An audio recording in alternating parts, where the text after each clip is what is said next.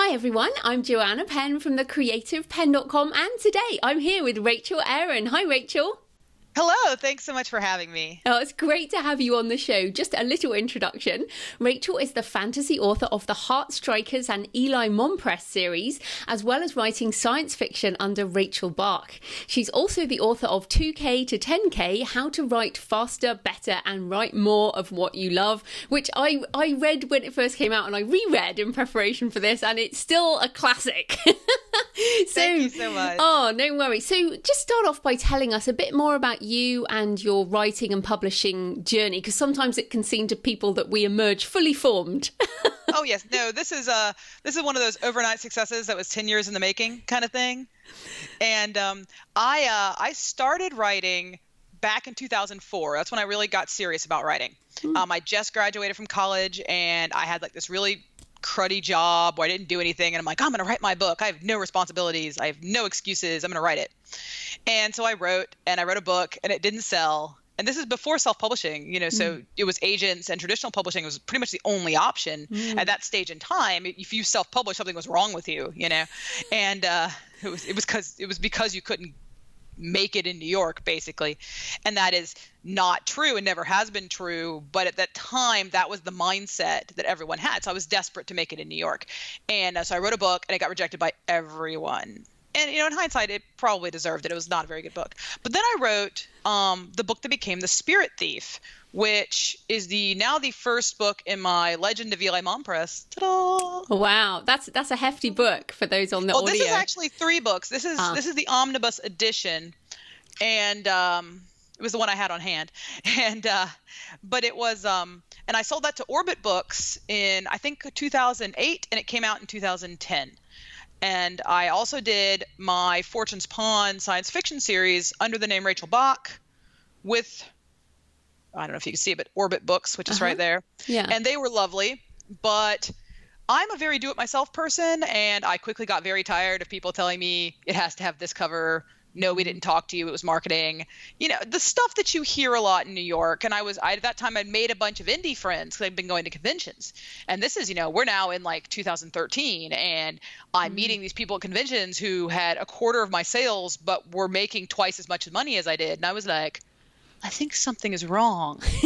So I was like, I'm going to do it. I'm going to go indie. I have this crazy, weird dragon series. No one in New York's going to want it anyway. It's just so bizarre. I can't even describe it. It's like cyberpunk and dragons and future Detroit and mages. And I loved it, but it was not one of my biggest kind of problems that I had in trad publishing was that I didn't fit neatly on a bookshelf. I tended to write these books that blended genres. Like Fortune's Pawn is action science fiction with kissing. and the Eli books are epic fantasy, but in an urban fantasy voice and pace. So they're very fast. This isn't like, this isn't Game of Thrones. It's this very kind of fast, almost this love letter to 90s fantasy with big action sequences and big characters. And I didn't fit anywhere. And so dragons definitely wasn't going to fit anywhere, my dragons books. So I was like, I'm going to self-publish them. And my first one, Nice Dragons, finished last, which is right here. And I love this cover. It's my favorite covers. That was the other reason I went indie. I got to do my own covers. I loved it. I was a graphic designer before I became an author. Ah, right. So That helps. Very useful career before being an author. And it's went gangbusters. It's been enormously successful. It's won tons of awards. I actually just won the Romantic Times Editor's Pick Award for No Good Dragon Goes Unpunished, which is this one. And that's the 3rd book in the Dragon series, and that's my 2nd RT award for the series. And I've never had a series that's done this well, and I did it with indie, and it's been absolutely amazing, and I'm very happy.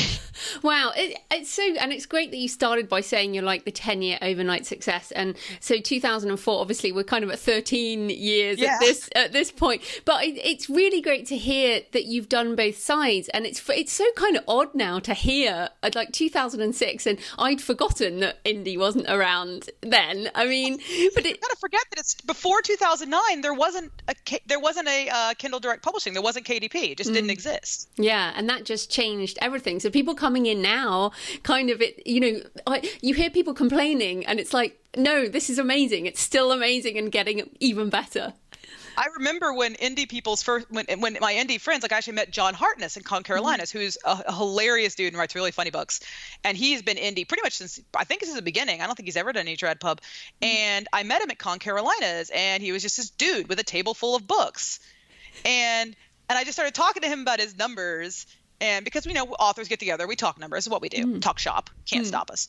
And I was just like, there is absolutely no way you are making this much money. There's no way you are earning these numbers. That is ludicrous and insane.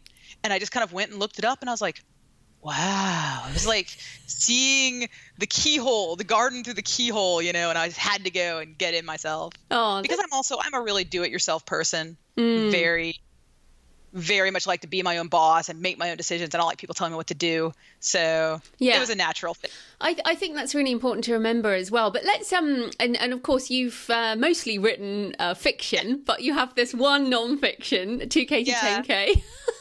And it's funny. It was like my one good idea. It was like the one big idea that I had. And I've tried to do other nonfic, and I hate writing nonfiction. I just hate it. I saw that on your blog. It made me laugh. But what's interesting is, I think that book was the first book in the writing productivity niche, like the serious, that Chris Fox came after, and Monica Leonel and people like that. So let's get back to that. I mean, there are still people who think that writing fast means bad quality. And I know it's like this question comes up a lot, but I wanted to hear your take on that. When you sent me the questions, I was really debating about how mean I was going to get on this answer. You can get mean. Because I am not a mean person. I try to be like the most positive person in every room, because no one's got time in their lives for that kind of negativity. It just drags it down. But this question, more than this thing makes me the maddest of just about anything people say to me. And they'll say it to my face. Oh, you write 10,000 words a day? You must be writing shit. Yeah. Or your words must be crap. And I just want to strangle them, because look, I am a professional author. My time is money. Every day I sit in my chair and I write for about 6 to 7 hours a day, sometimes 8 if things are going really hot. I don't have time to throw away 50% of what I write. That's stupid. No one has time for that. If I was writing 10,000 words an hour and if half of it was crap and I was throwing it away, it would be easier to just go slower and write 5,000 good words. But I don't do that. I write 10,000 words a day. I have lots of books. They're very highly rated. They're successful. I don't say this to brag, but to point out that objectively, my writing is not crap. I have 700 people on Amazon who say it's good. I'm go with them, and with the star ratings. And what I really think. So it's just objectively wrong. I'm obviously not doing that. And the 2K to 10K method isn't about just throwing words at the page. That's stupid. Outside of NaNoWriMo, no one cares about your daily word count but you. It's an internal metric to try and, to help you make yourself better and to help you go faster. The point is to write a good story. And 2K to 10K, the whole idea of it is to remove the indecision, because you spend so much time in writing trying to decide how to say it, what to say, how to say it, what's the best thing here. But a lot of that decision making isn't about the actual words. It's about the characters and their motivations and what's happening in the scene. But the writing is the most time consuming part of writing, the actual writing it out. So what I do is I just take 5 minutes before I write a scene, and I write what happens in the scene. I say, in this scene, Eli will do X, and he's going to do X for Y reason, and Miranda's going to be mad. I just write it out. And it's really simple shorthand. But that way, if I've made a dumb decision with the plot, you very quickly find that out, and you can fix it in your notes. It's like sketching a drawing before you paint it. It's just, you're just getting down your ideas. And once you know where you are going, you will write that scene faster. I guarantee it. I will bet you money. If you come to me and you do this, we sit down, I will put $100 on the table and say you will write that scene faster, because you just can't help it. I don't know if you've ever had a really good writing day, when the words are just flowing and you just know exactly what to say. That's what my method aims to make every day like. That's how I try to live every single day, because that's the good writing, the one when you're going fast. That's when it's super good. At the end of my Fortune's Pawn series, I wrote the last 2 chapters. I wrote 15,000 words in one day. It is my record of all time. And those words were the only words in the book that I barely touched them with editing because they were perfect. They were exactly what I wanted, because at that point I knew everything I wanted to say, because it was the end of the series and it was the very last book, and it just flowed out of me. And to this day, I'm so proud of that ending. And so the idea is that if you write fast, you must be writing crap. It's just blatantly wrong. And quite frankly, I find it really offensive, because one of my big things is that every writer writes in their own way. I'm not going to slow writers and saying, you must be lazy. I'm not. No, everyone writes in your own way. If you're writing and you're happy and you're getting your book done, that is all that matters. You are doing it right for you. Yeah, no, I think that's really good advice, and I'm going to come back on a bit more on the plotting, but I do want to comment on your writing sort of 5 to 6, 8 hours a day thing. I mean, a lot of people are not writing full time for a start, so people listening, obviously that's not expected unless you're you're full time. But like you say, we are full time writers. And so, if people just hung out at their day job for like 3 hours a day or 1 hour a day, then that wouldn't be like a full day's work. But I do want to comment on stamina, because I think it's actually really hard work to do that. So today I did 4.5 hours, and I'm exhausted. I mean, this is a new series. I'm still trying to work out a lot of what you're talking about, but writing fiction is very tiring. So how have you built up your stamina? If you kind of look back, is it just like muscles, just like starting off smaller and working up? Well, for me, it was a combination of two things. One, it was just experience. I've been at this point, like I've been writing since 2004. I've written, I think 4 million words I did a total of, I've written a lot, and I just know how to do it. I just get in, I turn it on, and I go. And that's just experience. That's just writing. And the more you do anything, you're just going to get faster and better at it. But it's also just my personality. I tend to be a hyper-focused person. I get a job, I get it done. Like if I decide I'm going to clean the kitchen at 9 o'clock at night, we are not going to bed until that kitchen is clean. That's just how it is. I just don't stop. Yeah. And that's just me personally. And I'm not saying that's like the best way to be. That's just how I am. My husband, who also is writing now, and I'm very excited because I think writing books is the absolute best thing anyone can do. It doesn't matter if you want to be published or if you're just doing it for fun or if you dream of being a bestseller, whatever. Writing a book is like, and I'm biased, but I think it's like one of the most beautiful creative processes any human can attempt. So I love it. And but he, sorry, carry on.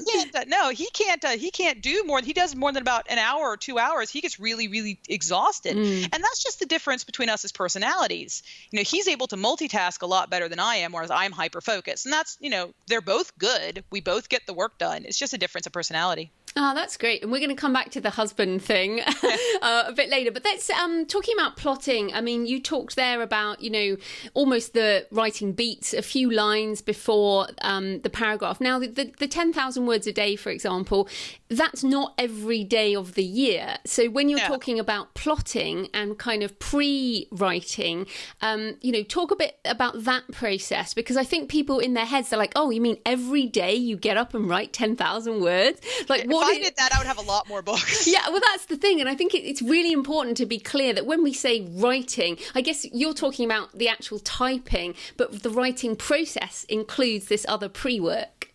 Yeah, and for me, I generally will hit between 8 and 10,000 words a day in about a 6-hour day on first drafting.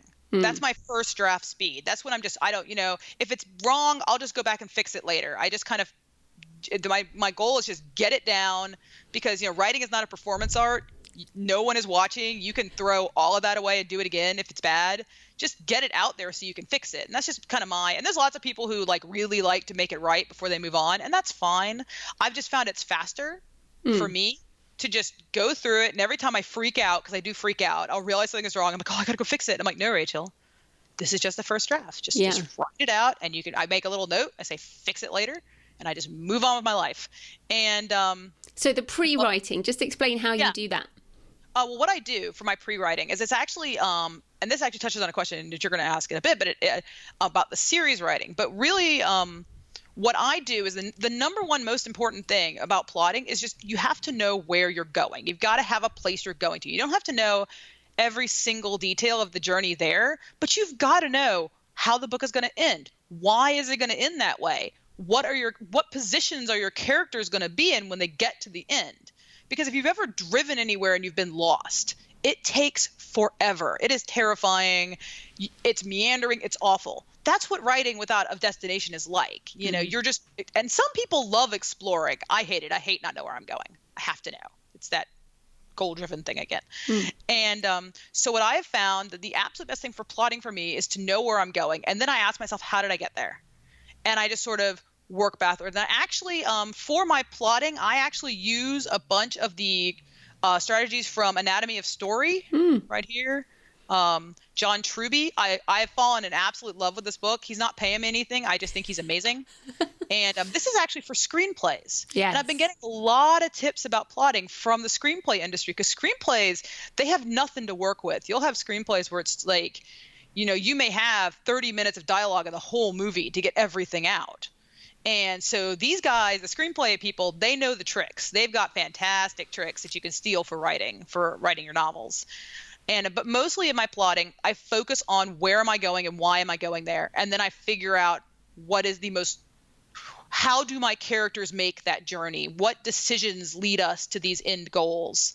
To make sure that I get there in a logical and dramatic way, because you got to get there in a fun way. If stuff just goes right, that's a boring book. You know, my kind of thing is that if the book is dragging, just have something go horribly wrong. Take a yes and flip it to a no, and then suddenly you've got all kinds of new stuff going on. Yeah, that's a really good tip. And I think you're right about the screenwriting. And a lot of authors now are using screenwriting tips and story structure. And I think the structure is important for series, as you mentioned. So when you're doing that plotting, like this morning, I started the first book in a new series. And the feeling with a series is, well, as indies, we need series because a lot of our money is made from series. But how do you go about constructing a bigger story arc over the individual book? I'm going to tell you what I have learned, not what I did, because what I did was wrong. And basically what that was, like when I started the Heartstrikers series and when I started Eli, both times I just wrote a first book like I liked it. And I had all these big ideas and I knew where I was going, because I think one of the most important things for any long-running series is to have a meta plot, have something really big in the world. And I'm not talking like, Luke, I am your father. You know, that's just a reveal. I'm talking about a sweep of the universe style meta plot, something that is fundamentally wrong in your world that this giant series is going to address. You know, the Dark Lord is coming, or we're all really robots or something, some huge problem that your series will address and will attempt to solve or remedy. And what I do is with every book in the series, I take a little step closer, or a big step closer, to that end. And that's how I determine how long a series is how many books it's going to take me to get to the point where my characters are big enough and powerful enough and know enough to actually address the major world problem.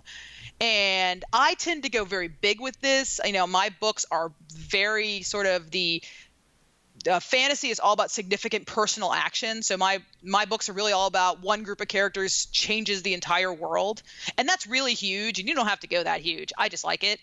But it really is, if you want to write a series that's not going to meander and get lost, because you have a lot of series where like the tension just falls off and then people don't buy the next book. And that's because you let the tension drop as an author. You gave them a resting spot, and you've always got to be relentlessly pushing toward that larger plot, even as you resolve individual arcs within the story. And that is something I learned the hard way after having to rewrite Heartstrikers book 2 like 7 times and Heartstrikers book 3 like 4 times. That's why, even though I write 10,000 words a day, I've only had one book a year, because I had I wrote myself into this enormously complicated corner, and I was absolutely determined, especially now that I'm indie. I actually have a rule, which is if it's not good, it doesn't print. A book can be bad for 6 months. A book can be late for 6 months, but it is bad forever. That's my rule. So I will not publish. I will be late. I will miss deadlines. I will not publish a book if I'm not happy with it. And I think as a result, I've ended up with really high quality novels, just because I refuse to, because one of the things I really resented about traditional publishing was the pressure of the deadline. It's like, it doesn't matter. It has to ship. And I'm like, but it's bad. And I really love being able to have more control over that. But anyway, that's sort of my thing with the plotting, is to know where you're going. If nothing else, know where you're going. And even if you're just writing a book with the idea that it might be a series, take a moment and figure out what kind of series do you want that to be. I mean, I sat down to write almost an episodic adventure series about dragons in Detroit, and I ended up with this sprawling epic family drama because that's just where the characters naturally went. And I was trying to force them into a box that didn't belong, and they were fighting me, and that's why I had to do so many rewrites. And if I just taken a few days at the beginning and realized, wow, Rachel, you have a giant sprawling family drama with almost 100 characters, I would have known this in advance. So yeah, sit down, look at what you're writing, figure out what kind of story it's going to be and where you want to take it. And if that's the story you even want to write, you may be like, I don't want to write a giant sprawling family drama. So at the beginning, before you've written a giant dragon family, that's a good time to perhaps change your mind. I think that's really good. And I think it's also important to note what you're talking about there is writing fast, but publishing slow. So you're actually that quality check, I think, is something that indies are now, there's almost two schools of thought. There's the write fast, publish fast, the minimal viable product type thing. And then what you're talking about, which I think is much better with fiction. I think non-fiction, you can get away with that approach, right, publishing faster. But with fiction, these are books that can last a very long time, 70 years after the death of the author. And, so you want it to be something that will continue selling for a long time. And I think this is where my traditional background really, really helped me, because when I first started self-publishing, my number one goal was to make it so my self-published books were indistinguishable quality-wise from my New York books. I wanted them to have beautiful covers and beautiful editing and to be error-free and to be really good books. And because I have a very, very loyal readership, and that has followed me through multiple genre changes. And I am very grateful to them, but I earned them by giving them a quality product. Quite frankly, if you're just writing as fast as you can, you will produce a lot of books and you will probably make a pretty good living. But you're not going to build the readership that's going to take you to the real bestseller status, to being a writer who is loved. To deliver that, you have to deliver real quality. And real quality means taking the time to do as many edits as are needed. And sometimes you luck out, you hit it just that first try right out the gate, and it's fantastic. And if that happens, pop the champagne, that's awesome. But a lot of times books need work. I mean, every book I write needs multiple edits because I don't always have all my best ideas at the beginning. Sometimes I get an amazing idea in the middle of the book, and I have to write that in, and I have to change everything to make that idea work.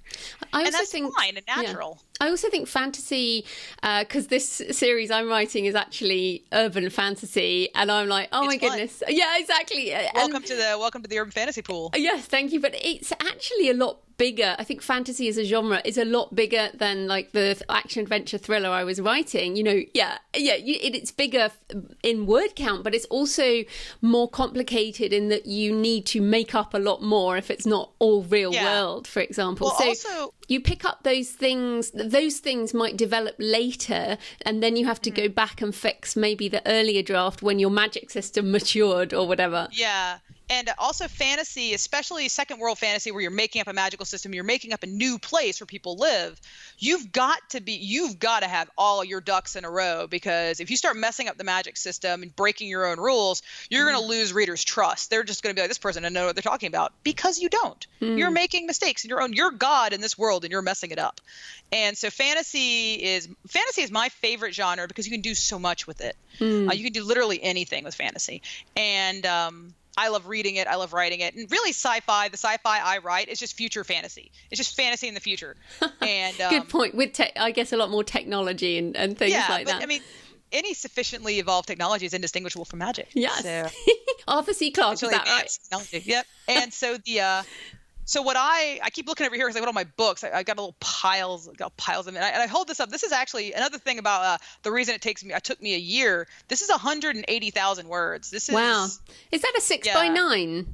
So that's Yeah, this is one of the Create Space books, yeah. which, by the way, they did a really good job with it. They really printed it very nicely. I'm quite happy Yeah, with it. that's excellent. Okay, let's come back to character, because you mentioned there fantasy is about significant personal actions, and you also put in the book characters with proper agency write their own stories. So how do we create characters like that and relax enough in our writing to let them do their own thing? Well, this is where for me, I do a lot of pre-writing. I do a lot of pre-planning with my characters because I love to plan, I love to world build.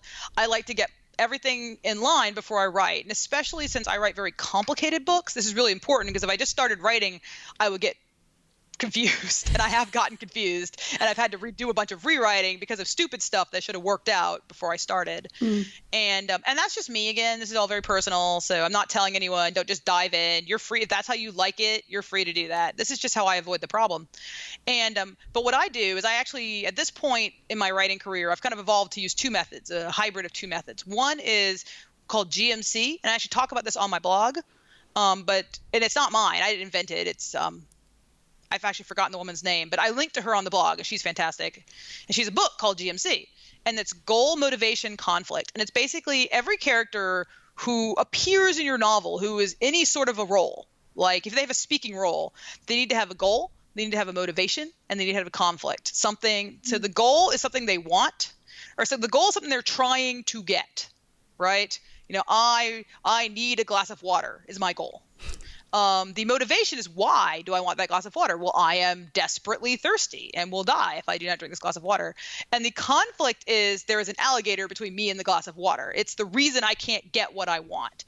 And if you just have those three things for all of your people, you will automatically have a motivated, dynamic cast that's going to go and do their own thing, because they're all going after their own motivations and their goals. They're all running on their own little engines, and you don't really have to do much except figure out how exactly they do that. What are their personalities? And that's the part where I use another system, which is actually, again, anatomy of story, the John Truby system, which basically develops characters in parallel with their opponents. And his theory is that basically all stories are the stories of conflict between people.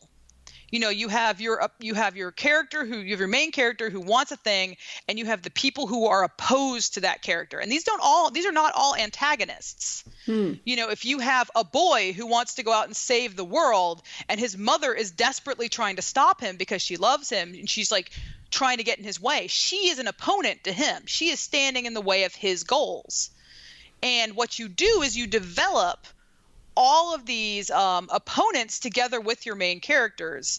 And many books have three opponents. You have sort of a minor opponent, and then a major opponent, and then an opponent who is against the character but not really, and they often end up becoming an ally. For example, in romance, the two love interests are often opposed. They're often against each other at first. They're competing for different goals, which is what throws them into conflict. And that's the entire idea. You are generating conflict by setting up these people with opposing motivations and goals and things that they want. And he also goes into things that they need but don't know it yet. Like every character will have something that they need to happen to themselves that they don't know it. Maybe they're selfish and they need to learn to be not selfish. But you don't start a book going, I'm selfish, I will need to learn to be not selfish. They don't know. They don't know this is their problem. And so that gives you a motivation. That gives you an arc that this character is going to follow. And that's their development through the book. And so what you do is you figure out, okay, what are all these people's problems that need to change? And then you figure out who's against them, and then what is that opponent's problems? Why are they doing the things they're doing? And the goal is to have, my goal anyway, is to have every scene in my book is the result of a decision someone made for a good reason.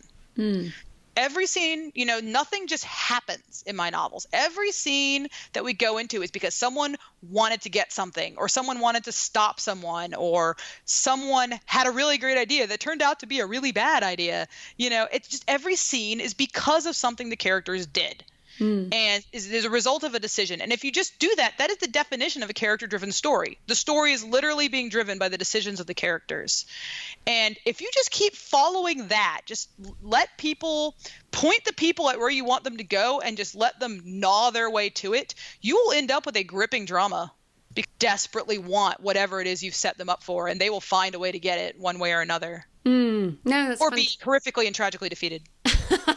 No, that's fantastic. So, we're already running out of time here, so I'm going to switch. No, I always talk too much. I'm sorry. No, it's great. We're going to switch tack, because you had into the kind of marketing and the business side. You had this great post back in the spring when I first emailed you about marketing for the latest dragon book in the series. I think your husband wrote it, and it was he's amazing. He's amazing, and it was basically a list of all the different things that you've done for marketing, the things that worked and the things that didn't work. So what did you learn from that, and how do you recommend, I guess, marketing these later books in the series? Well, we are actually in the middle of an experiment for my third book, No Good Dragon Goes Unpunished. We went the full court press. We hired a marketing company to help us out. We did Facebook, we did Twitter, we did email, we did everything we could possibly think of. We did Google AdWords and Amazon ads and everything. And what we discovered was that a lot of stuff did not work. It just didn't matter how much money we put into it. We were not getting sales back. And the biggest strikeouts for us were the blog, actually, because I was doing all these blog posts and spending a lot of my time on blog posts, which I loved doing, by the way, except for writing nonfiction kind of drains me, so I find it very tiring to do. I like it. It's not like fiction, which gives me energy. I write fiction, I come out of it feel like, yeah. I write nonfic, I feel like I come out feeling like I need another cup of coffee, And but we discovered that the blog was not doing anything for the writing. It was doing nothing but sapping away my time, even though it was getting a lot of hits. So we decided to not do that anymore. Facebook and Twitter, same thing. We were doing a lot. We were posting a lot. We were spending a lot of money. We were trying desperately to engage, and we just were not seeing a return on our time investment and or our money investment. And we were just sort of like, well, we gave it the college try. I guess we're done. And so now I'm doing my launch for my new book, which comes out at the end of July, and it's called The Dragon of a Different Color. And it's the fourth book in my Dragon series, then the next to last one. And we're not doing any marketing for it. Like, I announced it. I did my email blast for it, but that's about it. We're not putting money into it or anything, and we're going to see how it's going to go, because so far it's already outselling book 3. It's going better than book 3 was at this point with all that marketing. And so I'm like, well, I guess it really didn't make a damn bit of difference. But a lot of caveats to this. My books are hard to market. I write books that cross genres. A lot of times people don't know they want my books until they see them. And how do you sell someone something they don't know they want? It's classic. So I have, if you're writing something that is much easier to very quickly describe in an ad, you might have better luck. Also, I am terrible at Facebook. I hate it with the passion of 1,000 suns. And so I didn't engage as much there as I wanted, which, is fine. Honestly, if I had any advice about marketing, it would be experiment with a lot of different types and discover what the magical combination is. A marketing that actually does what you want it to do and that you enjoy doing, that you don't hate. Because if you hate it, that's going to come through. You're never going to be able to put on that much enthusiasm for it because you just hate it. And that's fine. Everyone hates something.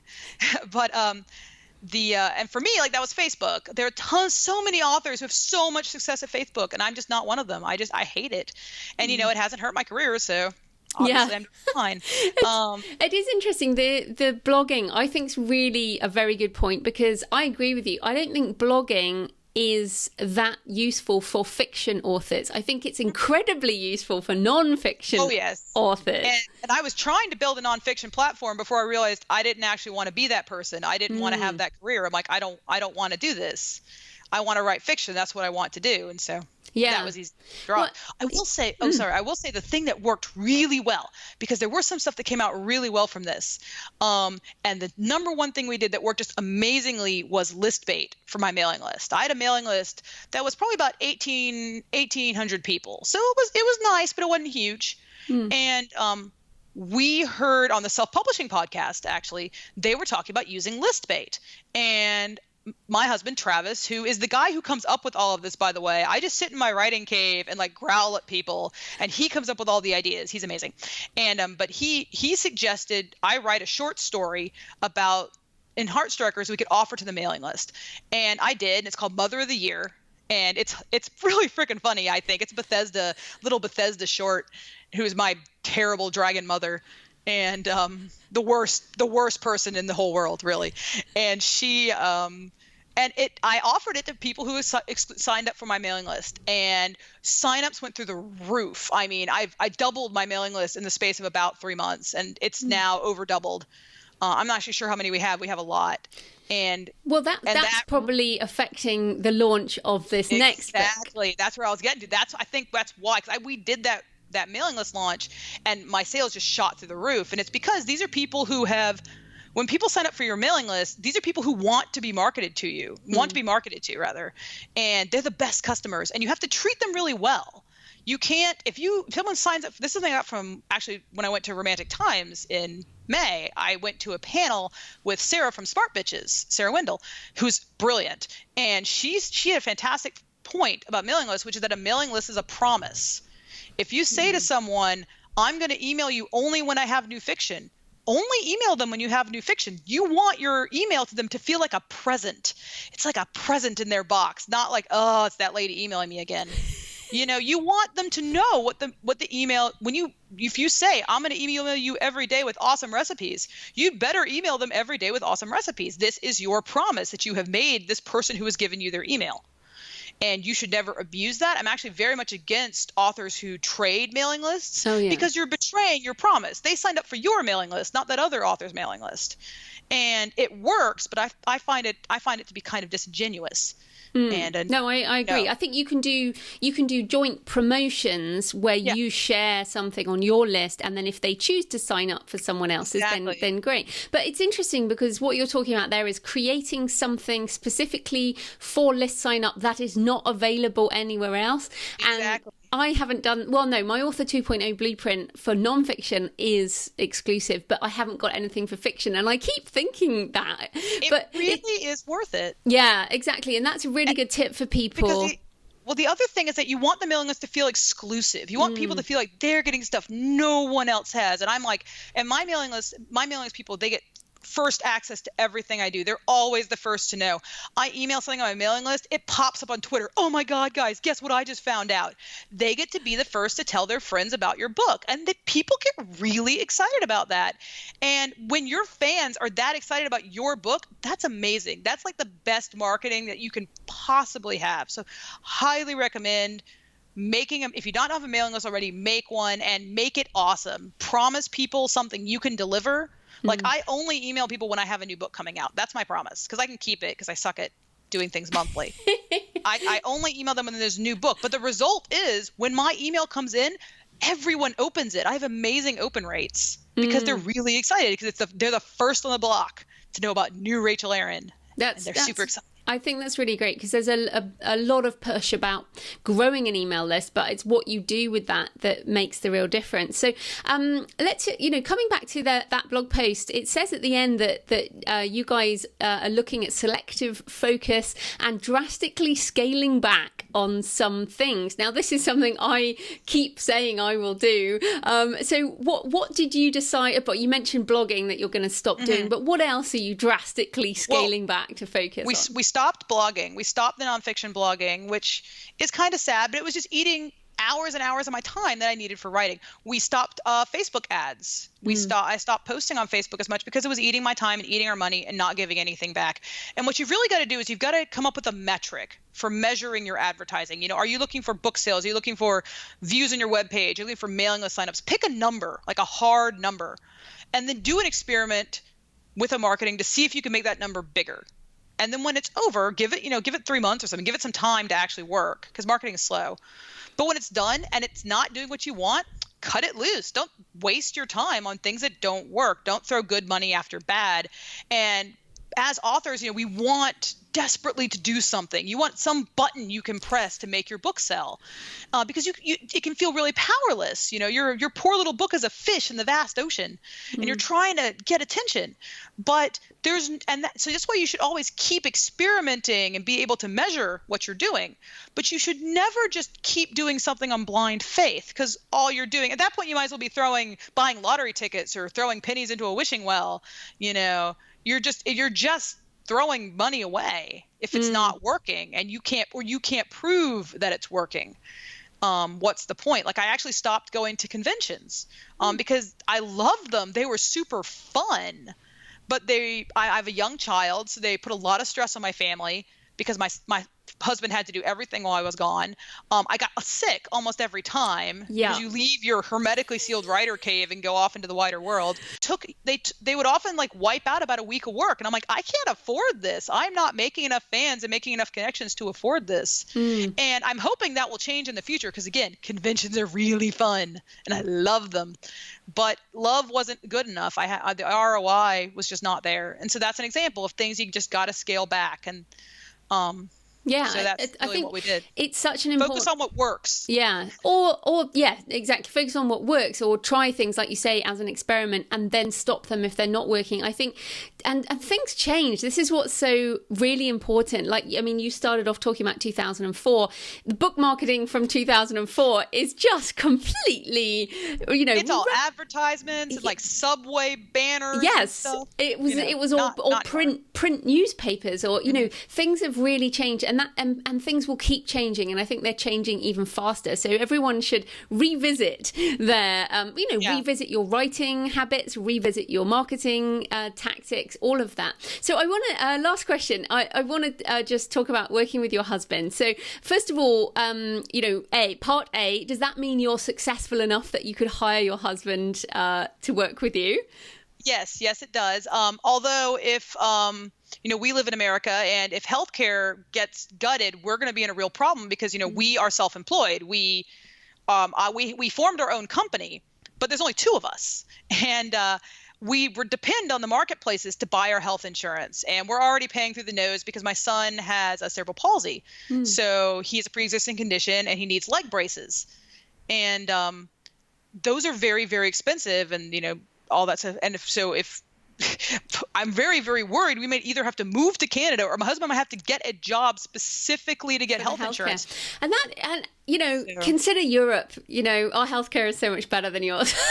Let me tell you, I'm thinking about moving to France. France is amazing. Yeah, France is the number one. I mean, really, it's amazing. But it's just, But I love being American, and I'm very American, so it's really, really upsetting to me on a deep level. Fair enough. And we try not to be a political show, but exactly. I do get, and that thing is very big for all writers in America. Yeah, it is very important topic for people to consider if they want to write. I mean, getting a part-time job or something that covers it is a good idea. But secondly, what are your tips for working with a partner, and also kind of communicating the understanding of what you do as a writer? I mean, you said now he's starting to write, but many people listening don't get support from their partners. People don't understand why they want to do it or how long things might take. So what are your tips there for that sort of, relationship? Very clear divisions and responsibilities. One of the things, Travis and I are very lucky because we got together in 2002 and we basically just clicked. And we didn't get married till 2006. We've basically been married since our very first date. It was ridiculous. We were just two puzzle pieces that snapped. It's great. I'm not gonna lie, it's awesome. And I'm so lucky. And he was my second serious boyfriend I ever had. I'm just I'm done. I never have to do this again. We're done here. And but what you really need to do is you need to have a very clear line of responsibility, because in publishing is a very emotional business, because it's your book. You've put so much of yourself into this product. When stuff goes wrong, and things do go wrong all the time, you get mad. You get very mad. And knowing who's responsible for what keeps you from just being mad, because you never want to poison your loving relationship with, why didn't you do that thing? You don't want to be that. So what we do is we have a very clear division of labor and things that we are responsible for. He does And we do it based on our personalities, what we like to do. Like I do all the writing, and I take care of all the freelancers, like my editors and my cover artists, and I do the covers, and everything basically before the book is published is me. That's all me. And then once the book is published, it kind of goes into Travis's domain because he handles the money, the business, the looking at stuff, listening to all the podcasts, keeping updated. At this point, he knows more about publishing than I do because he's the one who's really educating himself and staying on top of things and coming up with all the cool new marketing ideas. And because that's what he likes to do. He genuinely enjoys marketing. He loves spreadsheets and numbers. He's a numbers guy. And so it just works really, really well. And he also, he takes care of the house, and he's my house husband in a lot of ways, and which is great, and which has saved us a lot of heartache. And because it's very difficult to keep a functional house when you're both working full time. So my duties for him are really part time, and he spends the rest of his time doing house stuff. And I let him make his schedule however he wants. So long as it gets done, I don't care. I'm like, if it gets done, I'm fine. I just need these things done by these days, and he does them. And he's a very responsible spouse, and I think that's really important because we're both pretty responsible people, so we have a lot of trust. And not everyone's relationship is like that, and that's not to hate on anyone, but we just are very lucky that we already had a good working relationship, so it was very easy for us. For other people, you may have to, if you want to work with your spouse, you may have to be very, very specific about what they're going to do, but those set responsibilities really help people know what is expected of them. And if people know what is expected of them, you get a lot less conflict. And that's true in any business. And however, your significant other, your spouse. It may seem like kind of a nice idea. Oh, we should work together. But in your heart of hearts whether or not that's a good idea. And sometimes you're better off spending your money just hiring an assistant. I think that's a really good point. And also, when you're the one who starts the thing, like when you're the writer, it's tempting to just try and give them the stuff you don't want to do. And exactly. that might not be what they're actually best at. So, just an amusing question. I find myself assigning my husband Asana tasks, which is, like sharing software. And I'm like, he needs to do that. I'm going to put it in Asana. And then it's like, I'm giving my spouse a task on Asana. This is a bit naughty. Important thing here is that with Travis and myself is again, where you assign tasks. I just kind of give him a category and he does it. And it really was whatever works, and it's the personality of the person. And you really got to watch out for becoming a boss as opposed to a partner. Yeah. Exactly. You can't, this is my business. I'm the one who makes the money. I'm the one who decides what we're writing. But I'm a pretty alpha person, whereas Travis is much more laid back. He's not really a guy who's going to give other people instructions. He's a guy who's very responsible and is going to get that job done. And that's why I married him. And I love him for that, because he is the person who gets stuff done. He just does it. You don't have to say anything to him. He's just super responsible, and I love that, and I find that so supportive and fulfilling. But if you have a spouse and you don't trust them to do what you need them to do, getting them into your business is just it's the road to failure. It's the road to a lot of heartache. So you've got to be very careful when you do this to make sure that it's actually going to work out, because a lot of spouses, and I've seen this in other authors, they either see the author as a meal ticket, or they don't really understand what you're doing and they're not legitimately interested in publishing. And so they're always kind of about it. They don't really put their heart and soul into it like someone you could hire would do, because they also want to be in publishing. So motivation is very big. Yeah, I think, and these are all really fantastic tips. And Jonathan and I are coming up to 2 years in a couple of months working together. And I keep saying to him, he has to come on the podcast. I have to interview him on the podcast about me and how we've managed it, because I think it's something that a lot of people want, and then it might not necessarily be exactly how you imagined it. So exactly. And it's also something that feels very natural. It's like, oh, well, I stay at home and write all day. Why don't you stay at home and help me all day? And then we can just both be at home and it'll be great. And it is great if you can make it work, because some couples I know, they kind of need 8 hours apart from each other. Yeah. And then they come to, and they're fine, and they do very well, but they need their apart time. And it's just personality. There's no right or wrong way to have a relationship, so long as it's not an abusive relationship. Yeah, exactly. Well, look, we've covered a whole load of really interesting topics today. So where can people find you and all your books online? Oh, well, if you go to rachelaaron.net, and that is RachelAaron.net, I have everything there. All the blog posts we talked about, the original 2K to 10K post, the marketing post. I post sales numbers. We actually have got some sales numbers, some new ones to post. They're pretty cool. All my information about KU, everything that we did that's on the blog, it's all still there. You can go read it, and you can just link that right off my website, which is rachelaaron.net again. And it's also where you can find all of my books, traditional and indie published. They're all on my website, and there's audio editions of everything. There's print editions of everything. There's ebooks of everything. So whatever you like, I've got it. Just come read about dragons. They're super fun. Right. Well, thanks so much for your time, Rachel. That was great.